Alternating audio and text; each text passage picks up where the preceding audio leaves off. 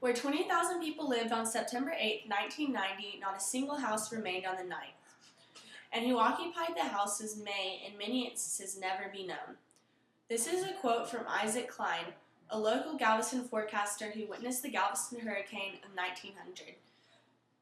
The deadliest hurricane was not Hurricane Katrina, like I'm sure most people think.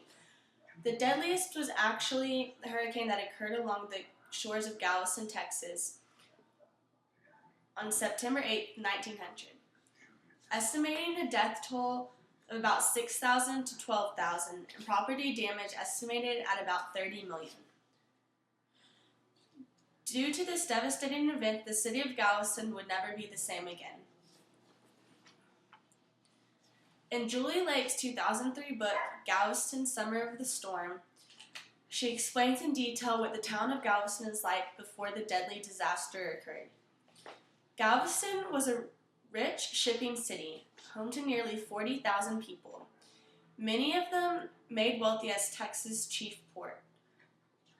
Galveston radiated a cosmopolitan ease and was beginning to prosper even more. The city of Galveston is perched on the eastern end of a barrier island a few miles off the Texas coast.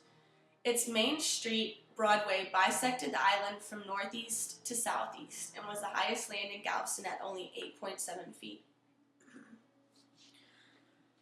According to the Smithsonian, Volume 30, Number 6, September 1999, the storm was first detected in the Atlantic on August 27th. Reaching Cuba as a tropical storm on September 3rd, and then entered the Gulf of Mexico, crashing ashore on September 8th. In the book Surviving the Galveston Hurricane 2010, Joan Cleland states that before dawn that morning the floodwaters began rising, but the people of Galveston thought nothing of it. Then around mid-afternoon, waves started forming that soon reached taller than the tallest houses in Galveston. The storm tides collapsed houses along the beach front, turning it into a wall of debris that pushed further inland on the island, damaging buildings beyond it. Between 6,000 to 12,000 people were killed. Many of the storm's victims were washed out to sea, and many more were eventually taken out to sea and dumped. Several clips exist on film of the devastation in silent black and white, where it shows the search for bodies and the complete devastation brought by the hurricane. According to People Weekly, Volume 28, Number 9, September 2000, Galveston was revitalized and a seawall was eventually built.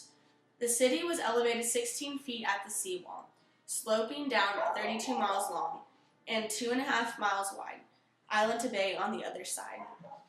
Today, Galveston is a vibrant city and a popular tourist destination, with the population approaching about 60,000. Although it never regained its high status as a shipping port and is nothing like it once was, Galveston is still a port of call for cargo ships and now for cruise ships as well.